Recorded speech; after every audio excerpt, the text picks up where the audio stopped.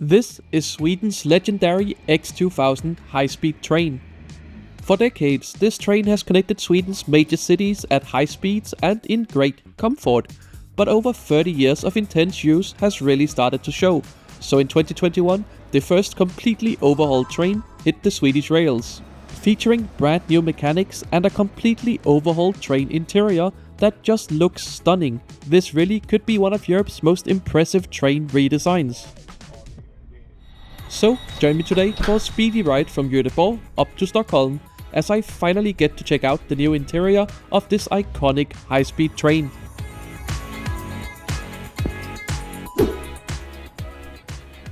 Our journey begins at Göteborg Centralstation, the main station serving Sweden's second largest city. It's a chilly December morning, so let's sit inside a hopefully warm station building. But before we head into the warm station, just check out all these Christmas decoration and lights. This really helps brighten up the city in what can otherwise be a pretty dark time of the year. Heading inside, we are presented to this gorgeous old station building, which opened its doors way back in 1858, making it the oldest railway station still in use in Sweden, even beating out Stockholm by around 13 years. The station is a pleasant space to wait for your train that has kept up nicely with the times, featuring a good array of shops and food outlets. And of course, at this time of year, there was also plenty of Christmas decorations.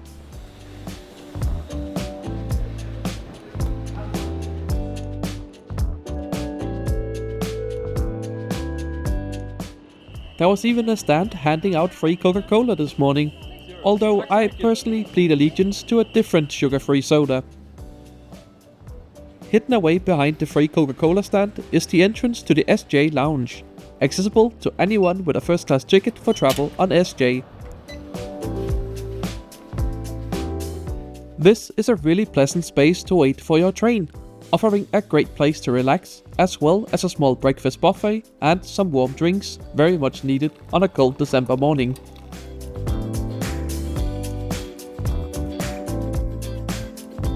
I was also a little bit cheeky while waiting in the lounge. SJ still doesn't show during booking whether you'll get an older or a refurbished X2000, so I politely asked the staff in the lounge if they could see allocations for the upcoming departures to Stockholm. To my surprise, they actually could, and the next departure was an older set, but the following one was showing as a refurbished one. So, since I was traveling on an Interrail pass, I simply moved my reservation to the later train, which is easily done in SJ's app. Saved me from manually going down to the platform to check myself, which was my original plan to finally catch one of these refurbished ones. Right, time to head here from the lounge out to the platform and hopefully catch our train arrive.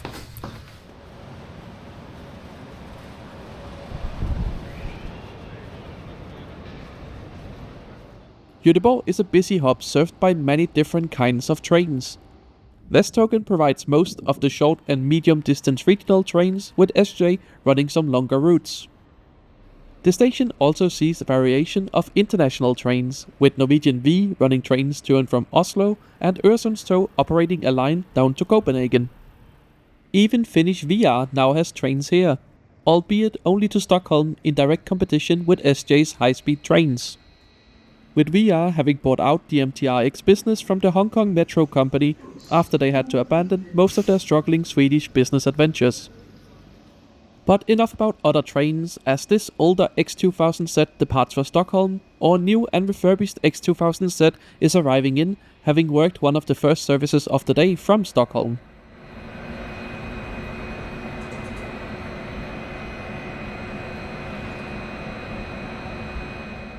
Our train is actually parked right in front of one of SJ's newer X55 high-speed trains, which is a common occurrence here at this capacity-constrained station. The X2000 trains were built in the early 1990s as a collaboration between multiple Swedish manufacturers. Thanks to their tilting technology, they can reach speeds of up to 200 km per hour across a large portion of Sweden's legacy railway network. Visually, you can clearly spot the difference between the older sets, which features an all-silver livery, and the newly refurbished ones, which features added black and green elements to match SJ's updated brand identity. The first completely overhauled train re-entered service in 2021, following a complete rebuild from the ground up, including new electronics, upgraded traction equipment, and a completely redesigned passenger interior. Eventually, almost the entire fleet will receive this overhaul, standardizing the few remaining differences between some of the older sets. But progress has been quite slow, with only around 12 of the 36 trains being upgraded as of January 2026. I'm so excited to finally be trying these out today. I've been to Sweden a few times while they have been running, and every time I've just gotten an old one, so really excited to get on board and check out what this new version is like. And once the crew finished cleaning and stocking up the train, we were finally allowed to board. Today I'm traveling in first class, which was found towards the rear of the train in carriage number 1. And wow, my first impressions of this new interior is just simply great. Just take a look at this. I really love the soft muted colors with just a hint of green that SJ has gone for. In combination with the not overly bright lights, it just creates a stylish yet cozy and inviting atmosphere. I already know the seats themselves are great, as I got to try them on a Lithuanian train a while back, but we'll take a closer look at them anyway after departure, which today is on time at 10:17.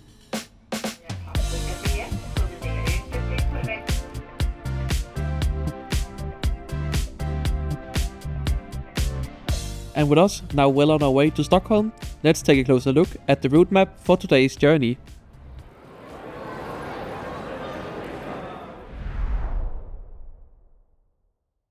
We are catching train number 430, which leaves from Göteborg, making 2 intermediate stops on its 457 km long journey that's scheduled to take 3 hours and 22 minutes to reach Stockholm, giving the train an average speed of 136 km per hour. Because of ongoing track works on the line out of Göteborg, our initial progress today is a bit on the slow side.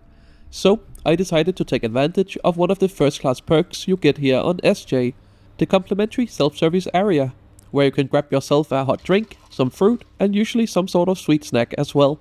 Since it's Christmas, they had pepparkakor, which is a type of cookie with warm aromatic spices commonly found around Christmas time in Sweden. There's also a small kitchen right next to this, where the staff prepare the at-seat meal service that you can pre-book for an additional charge in first class. In my experience, it's actually pretty good, but today I wanted to check out the regular onboard bistro, which we'll take a look at a bit later in the video.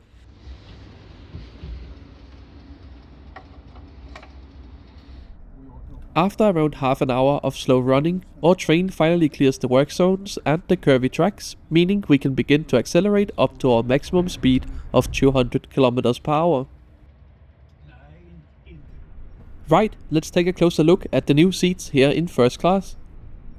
It features a winged headrest with a bit of padding in the head cushion.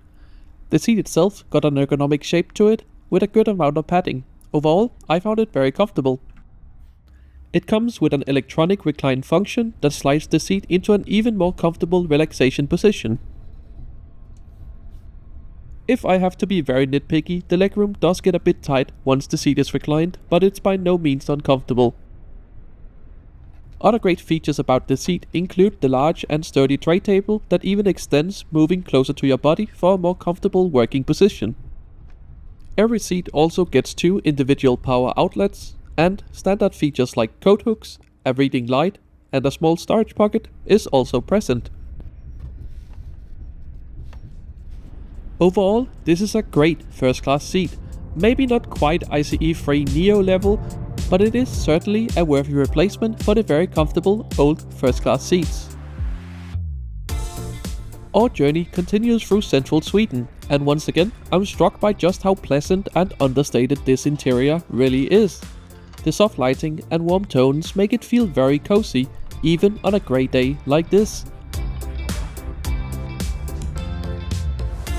Another really cool thing is the updated information displays, which shows journey information so simply and clearly. It just all goes so well together. Next up, our train arrives a couple minutes ahead of schedule in Skövde.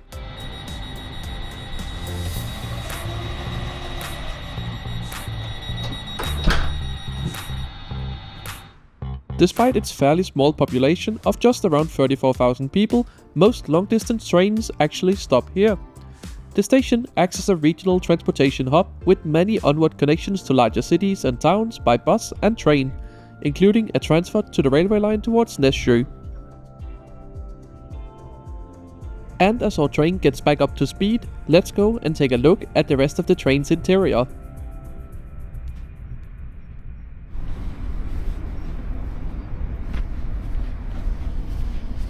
Behind first class we have second class Kom.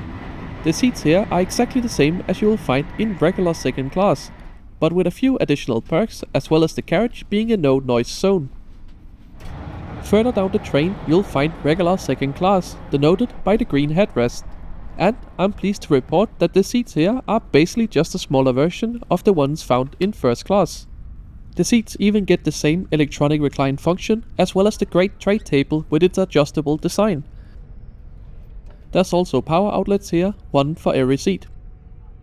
It's great to see such a good product even in second class, and I would have no problem doing a long journey here.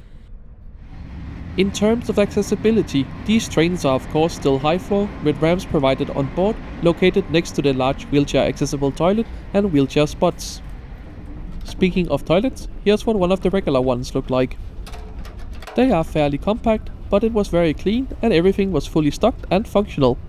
The water had pretty good pressure, there was plenty of soap, as well as paper towels. Clean, well stocked and functional, nothing else to say. Unfortunately, even after the refurbishment, there's still no bike spots on board the X2000, but they did completely overhaul the bistro. The bistro is mainly focused on takeaway, with a great selection of pre-prepared meals, either cold or to be heated up by the staff, alongside various snacks and of course a selection of hot and cold drinks.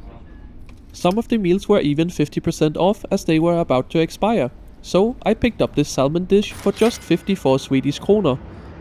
And with a free Coke Zero from the station earlier, that's a real bargain for onboard catering. The salmon was perhaps a little dry, likely due to the date, but I won't complain about having lunch at 200 km per hour for 54 Swedish kronor.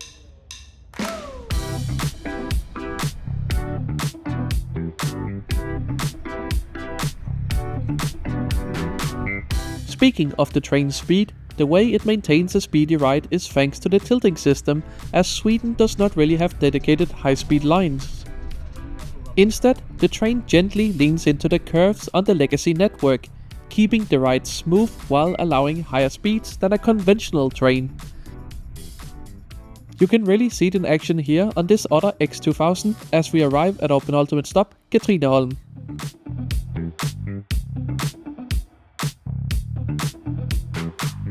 Katrineholm is an important junction station where we meet the southern main line from Malmö, which is where that tilting X2000 just came from.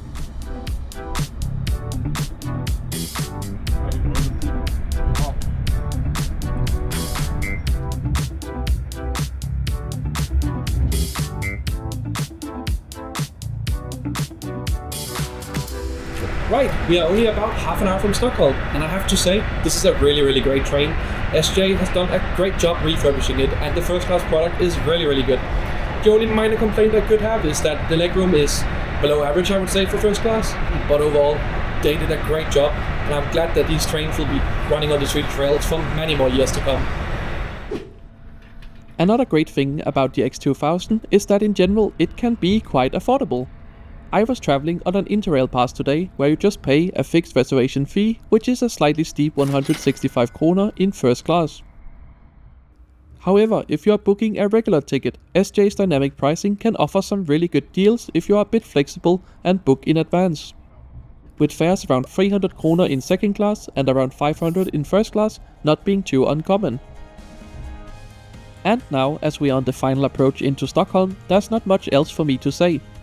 SJ have done a great job upgrading these trains, and I'm happy to see that they will continue to provide a high quality service for the next decade or two. What do you think of the refurbishment? Let me know in the comments down below.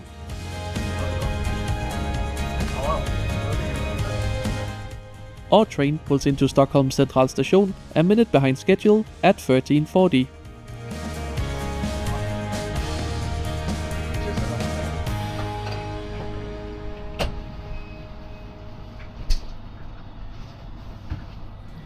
Thank you so much for joining me in this video today.